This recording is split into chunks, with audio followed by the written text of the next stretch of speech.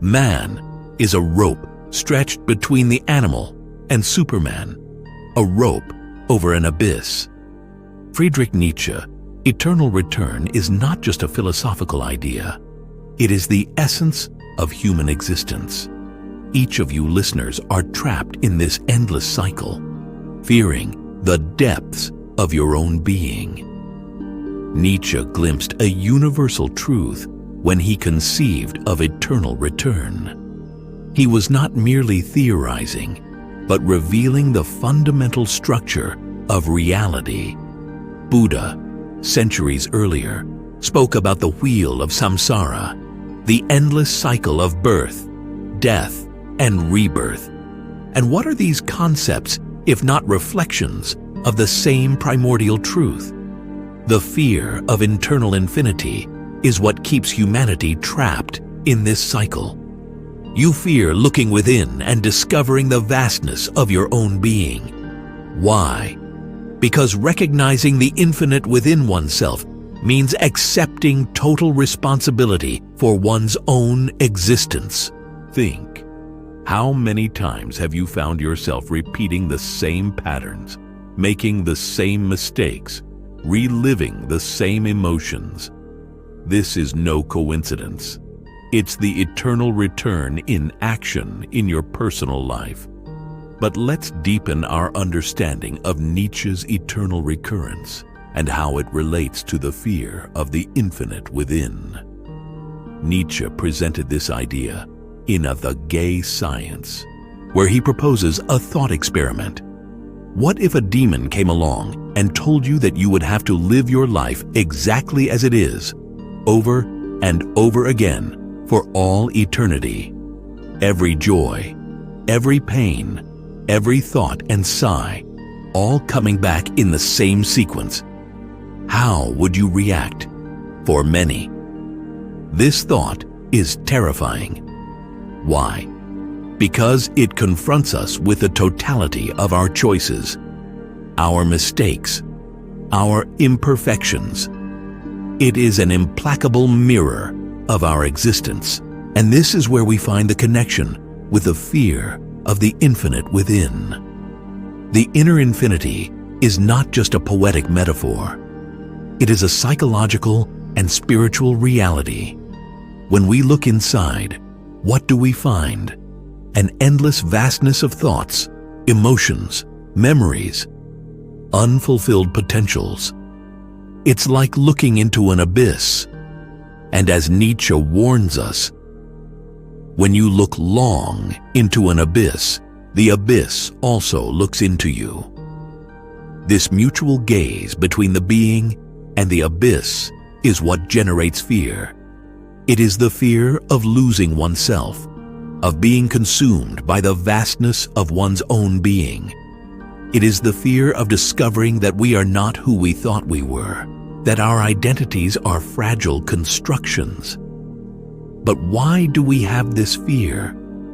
The answer is rooted in the very structure of human consciousness. From birth, we build an ego, an identity that helps us navigate the world. This ego is like an island in the infinite ocean of consciousness. It gives us a sense of stability, of being defined. The problem arises when we confuse this island with the entirety of our being. We cling to it, fearing that if we let go, we will drown in the infinite ocean. But the truth is that we are the ocean, not just the island. This fear has deep roots in our collective psyche. Carl Jung spoke about the collective unconscious, a reservoir of ancestral experiences shared by all humanity. In this collective unconscious, we find archetypes, universal patterns that shape our behavior and perception. One of these archetypes is what Jung called the shadow. The shadow represents everything we repress, deny, or reject in ourselves. It is the repository of our fears, dark desires, and unfulfilled potentials. The fear of the infinite within is, in large part, The fear of confronting our own shadow. But why do we have a shadow? Why do we repress parts of ourselves? The answer lies in our cultural and psychological evolution. From childhood, we are taught to conform to social norms. We learn what is good and what is bad, what is acceptable and what is not. In the process, parts of us are repressed, pushed into the shadows of our psyche. This process of repression is necessary for the formation of civilization, as Freud argued in Civilization and Its Discontents. But it has a cost. The more we repress, the bigger our shadow becomes, and the scarier the infinity within becomes. Nietzsche's eternal return confronts us with this shadow. It forces us to look at all parts of ourselves, not just the ones we choose to show the world. It is an invitation to total authenticity, to live in a way that we would be willing to repeat forever.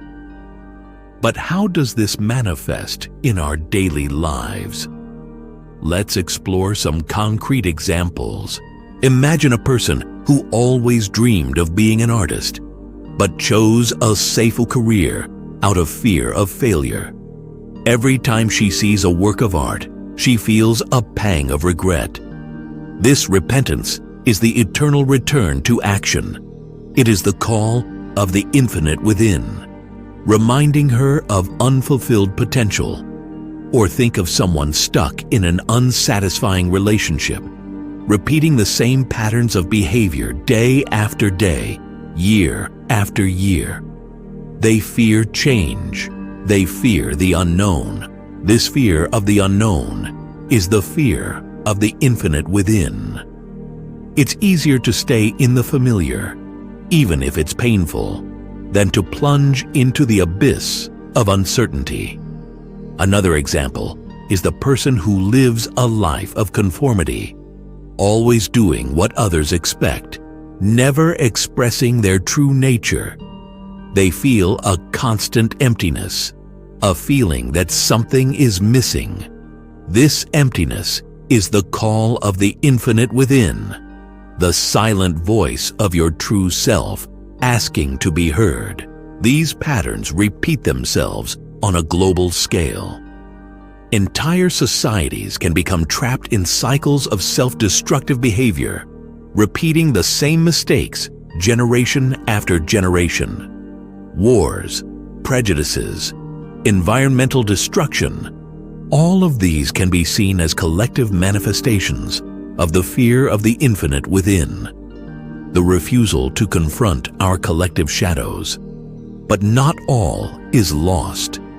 The eternal return is not a sentence. It is an invitation to transformation, to authenticity, to realizing our highest potential. How, then, can we accept this invitation? How can we overcome the fear of the infinite within and embrace the eternal return? The first step is awareness. We need to become aware of our patterns, our fears, our shadows. This requires a constant practice of self-observation. Meditation is a powerful tool for this. When we practice meditation, we create a space of internal silence where we can observe the flow of our thoughts and emotions. It's as if we were sitting on the bank of a river, watching the waters pass by. At first, it can be scary. We can see thoughts and emotions that we would rather ignore. But over time, we begin to realize that we are not the river. We are the observer. This perception is crucial.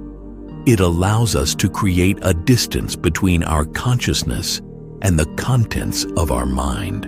We begin to see that we are not our thoughts. We are not our emotions. We are the consciousness that observes them. But meditation is just the beginning. We need to bring this awareness into our daily lives. This means practicing mindfulness in each moment. When we are eating, are we truly present in the eating experience? When we are talking to someone, are we really listening? Or are we lost in our own thoughts? Practicing mindfulness helps us break our mind's autopilot. We begin to notice the moments when we are about to fall into old patterns. And in this awareness, we find the freedom to choose differently. Another crucial aspect is the cultivation of existential courage. Facing the inner infinity requires courage. It takes courage to look honestly at ourselves, to confront the parts of ourselves we prefer to ignore. Kierkegaard, another existentialist philosopher, spoke about the leap of faith. This is not a blind leap, but a conscious leap into the unknown. It's the willingness to embrace uncertainty, to live authentically even when it's uncomfortable or scary. How can we cultivate this courage? One way is through the practice of what the Stoics called premeditation of evils. This involves consciously visualizing the worst-case scenarios, not to become pessimistic, but to prepare ourselves mentally and emotionally to face challenges. For example, if you fear rejection, imagine being rejected. Fully feel the discomfort of this experience. So ask yourself, would I survive this? What would I learn? How could I grow from this experience? By doing this, you lessen the power that fear has over you. Another powerful practice is what we might call embracing the chaos. The fear of the internal infinite is, in part, a fear of chaos, of the unknown. We can begin to overcome this fear by embracing small moments of chaos in our daily lives. This might mean doing something outside your comfort zone every day. It could be as simple as taking a different route to work, talking to a stranger, or trying a new food. The goal is to become familiar with the feeling of uncertainty, of not knowing what will happen. Over time, you can increase the intensity of these experiences. Maybe you decide to travel alone to an unfamiliar country, or sign up for a course on a subject that has always intrigued but intimidated you. Each of these experiences is an opportunity to practice eternal return. Ask yourself, if I had to relive this moment forever, how would I choose to act? This question can transform even the most mundane experiences into opportunities for growth and authenticity. But facing the infinite within is not just an individual journey. It is also a collective journey. As a society, we need to create spaces where people feel safe to explore their inner depths. This can take many forms: support groups, spiritual retreats, personal development workshops. These are all examples of spaces where people can come together to explore their inner infinity in a mutually supportive environment. In ancient shamanic traditions, there were initiation rituals where young people were made to face their deepest fears. These rituals served as a controlled dive into the inner infinity. Although our modern societies have largely abandoned these rituals, we can create our own modern versions. For example, some people find this type of transformative experience on intensive meditation retreats, where they spend days or even weeks in silence, delving into the depths of their mind. Others find it in nature, immersion experiences, such as solitary walks in wilderness areas. These experiences confront us with our own insignificance in the face of the vastness of the universe. Paradoxically, it is in this confrontation that many people report feeling a deep connection to something greater than themselves. This feeling of connection is crucial. The fear of internal infinity often comes from a sense of isolation, of separation. When we feel connected, whether with nature, with other people, or with something we perceive as divine, fear diminishes. This is why practices like gratitude and compassion are so powerful. They take us out of our state of egoic isolation and connect us with something greater. When we practice gratitude, we remember all the ways we are interconnected with the world around us. When we practice compassion, we expand our sense of self to include the well-being of others. These practices are not just mental exercises. They literally change our neurobiology. Studies show that regularly practicing gratitude and compassion increases activity in the prefrontal cortex, the part of the brain associated with positive emotions, and the ability to regulate our emotional responses. But perhaps the most powerful practice of all is love. Not idealized romantic love, but unconditional love for yourself and others. Love has the power to dissolve the barriers of the ego and connect us directly with the infinite. How do we practice this love? It starts with self-acceptance, accepting all parts of ourselves, including those we fear or reject. It is looking at our shadow not with fear or judgment, but with compassion and curiosity. A powerful exercise is what we can call dialogue with the shadow. Imagine the part of you that you fear or reject most. Give it a shape in your imagination. So, talk to her. Ask her what she needs, what she is trying to tell you. You may be surprised at the wisdom that emerges from this internal dialogue. As we learn to love and accept all parts of ourselves, we become more capable of extending that love to others. We begin to see that other people's flaws and imperfections are just reflections of our own internal struggles. This does not mean tolerating harmful behaviors, but rather approaching others with more understanding and compassion. This unconditional love is the key to truly embracing the eternal return. When we love unconditionally, every moment, be it joy or pain, becomes an expression of this loving totality. There is nothing to fear anymore because everything is accepted, everything is loved.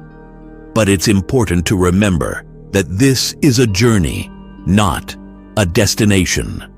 There is no endpoint where we completely overcome the fear of internal infinity. It is a continuous process of expansion and contraction, of diving into the abyss and returning transformed. Sometimes we can feel overwhelmed by the vastness of our inner being.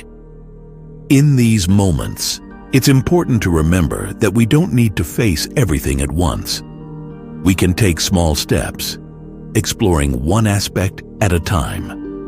One useful technique is what we might call internal infinity mapping.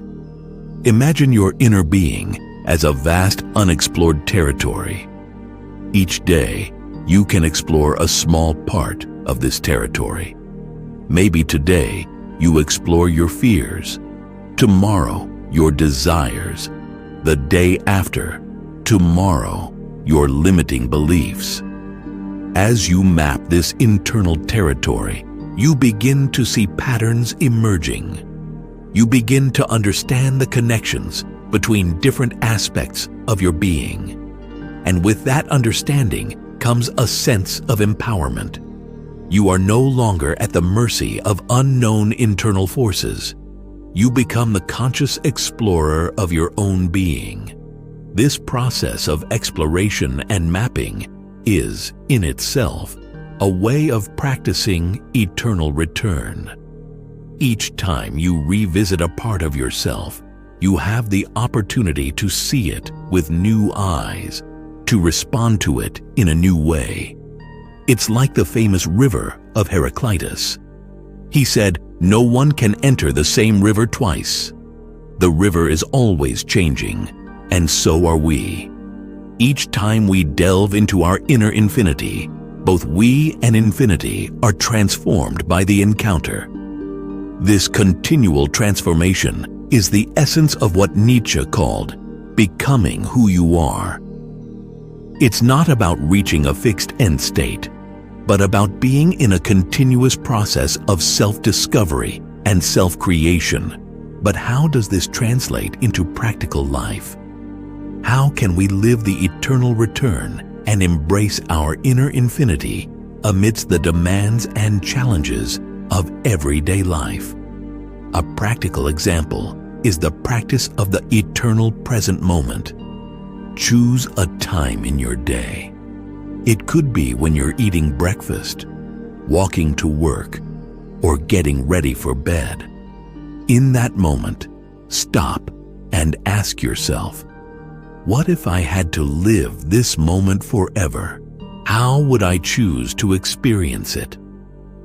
This practice helps us get out of autopilot and bring awareness to the little moments in life. It reminds us that every moment is an opportunity for choice, for authentic expression. Another example is the practice of eternal return diary. At the end of each day, take a few minutes to reflect on your actions and choices. Ask yourself, if I had to relive this day forever, what would I do differently? What would I do exactly the same way? This practice helps us align our actions with our deepest values. It encourages us to live in a way that we would be willing to repeat forever. But what about the difficult times? What about the pain, the suffering, the inevitable losses of life? How can we embrace eternal recurrence in the face of suffering? This is perhaps the greatest challenge of the eternal return. It's easy to embrace the idea when things are going well, but when we face loss, failure, illness, how can we say yes to the idea of living this eternally? The answer lies in changing perspective. Suffering, seen through the lens of eternal return, becomes an opportunity for growth, for transformation. Each challenge becomes an invitation to become stronger, more compassionate, wiser. Viktor Frankl, the psychiatrist who survived the Nazi concentration camps, wrote about this in his book, In Search of Meaning. He observed that even in the most dire circumstances, those who were able to find meaning in their suffering were those most likely to survive. Frankl was not advocating suffering itself, but rather our ability to respond to suffering in a life-affirming way. This is the essence of eternal recurrence.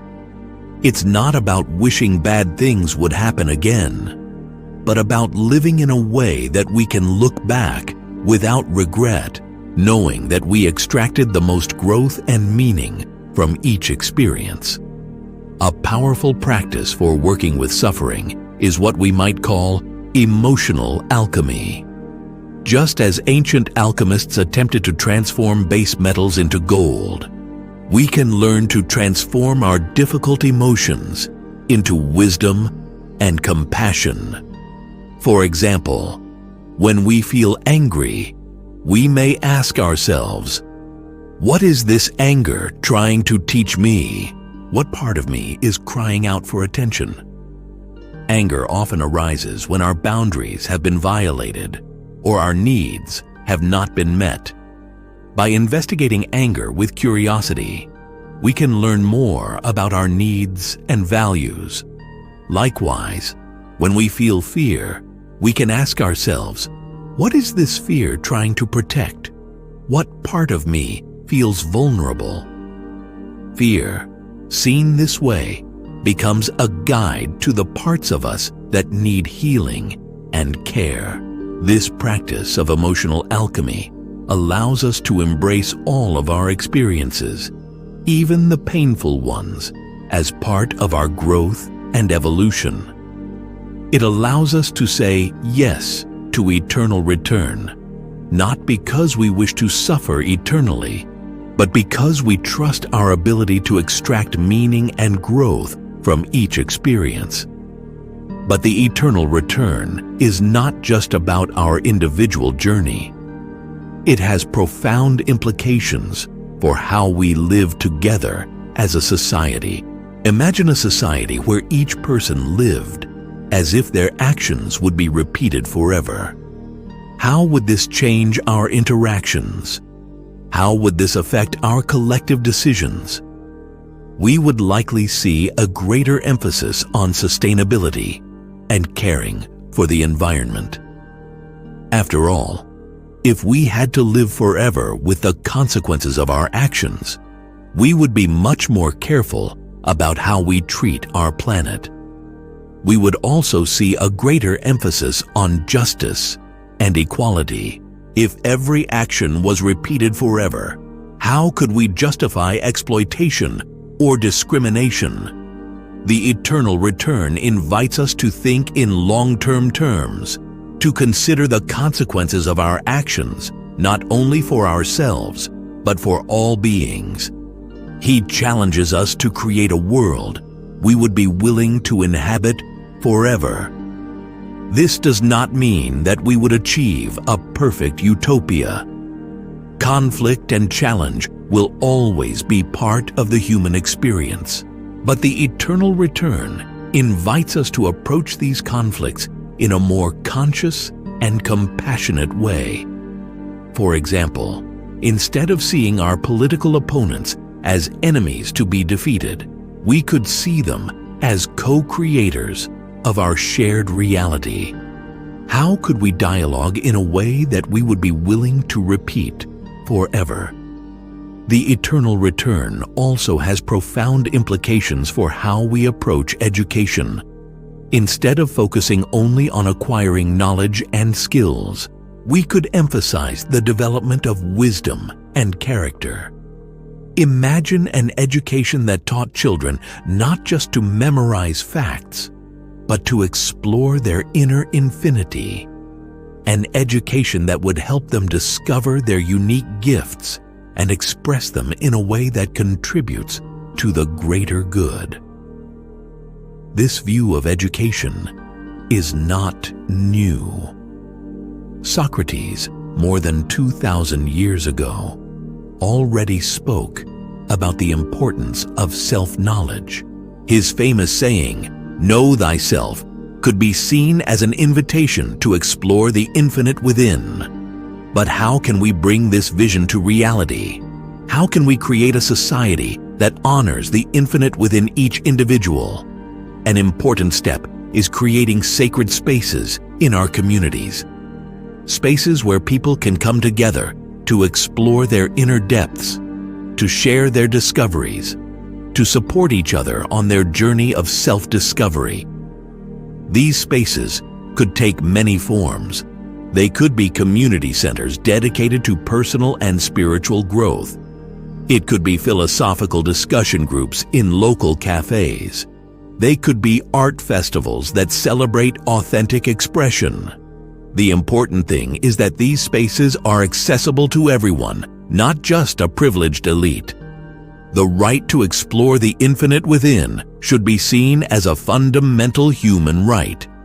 Another important step is the integration of contemplative practices into our institutions. Imagine schools where meditation is as valued as mathematics. Imagine workplaces where employees are encouraged to take time for self-reflection and personal growth. These are not unrealistic utopian ideas. Many organizations are already experimenting with these approaches and seeing positive results in terms of well-being, creativity, and productivity. But perhaps the most important change we can make is in our daily interactions with each other. Imagine if we approached every interaction with an awareness of eternal recurrence. How would we treat others if we knew that each interaction would be repeated forever? We would probably be more patient, more understanding, more willing to see the divine in others. We would recognize that each person we encounter is, like us, an explorer of the infinite within, facing their own fears and challenges. This shift in perspective does not eliminate conflict or challenge from human relationships, but it transforms the nature of these conflicts. Instead of seeing others as an obstacle to be overcome, we start to see them as a mirror, reflecting aspects of ourselves that we may not have recognized yet. This is where the fear of the infinite within turns into something beautiful. When we embrace our own inner infinity, we become able to recognize and honor the infinity in others. Fear turns into reverence, into admiration for the vastness and complexity of each human being. And it is in this mutual reverence that we find true communion, not a fusion that denies our differences, but a union that celebrates the uniqueness of each individual. Nietzsche saw this. When he talked about the Übermensch, Superman, he wasn't talking about a superior being who would dominate others. He was talking about a human being who has fully embraced his inner infinity. When we embrace the eternal return, every moment becomes an opportunity for recreation. We are no longer stuck with who we were yesterday. We no longer need to fear who we will be tomorrow. We are free to fully be who we are in this moment, to express our uniqueness, to create something beautiful with our lives. And so, the fear of the infinite within turns into love for the infinite. The eternal return stops being a burden and becomes a dance of self-discovery, of self-creation, of celebrating life in all its forms. In this dance, each step is simultaneously the first and the last. Every moment contains all of eternity, and we, the dancers, are simultaneously creator and creation, observer and observed, the finite and the infinite, in a beautiful and eternal dance. And so I conclude this speech with an invitation. Embrace your inner infinity. Dance the dance of eternal return. Create something beautiful with your lives, something you would be willing to live forever. For in the end, eternal return is not a sentence. It's a gift. It is the gift of freedom to create, to love, to be fully who you are. And always remember, you are not just the island of ego in the ocean of consciousness. You are the entire ocean, vast, deep, mysterious, and infinitely beautiful. Dive into this ocean, explore its depths, and let fear transform into admiration, into reverence, into love for the infinite that you are. For it is only when we embrace our inner infinity that we become truly free. Free to create, free to love, free to live each moment as if it were eternal. And in this freedom, we discover the true essence of eternal return. It is not an endless repetition, but a continuous creation. Every moment is new. Every moment is eternal. Every moment is an opportunity to express the infinite that we are. So, leave here today not with fear of the infinite within, but with a deep sense of reverence and love for it. leave here ready to live each moment as if it were eternal, to create something beautiful with your lives, to be the unique and wonderful expression of the infinite that you are. For in the end, this is what it means to be truly human, not to run from the abyss, but to dance on its edge, create beauty before it, and find freedom in the vastness of our being. And so, with courage and love, we dance the dance of eternal return, creating and recreating ourselves and the world, moment by moment, forever and ever. End.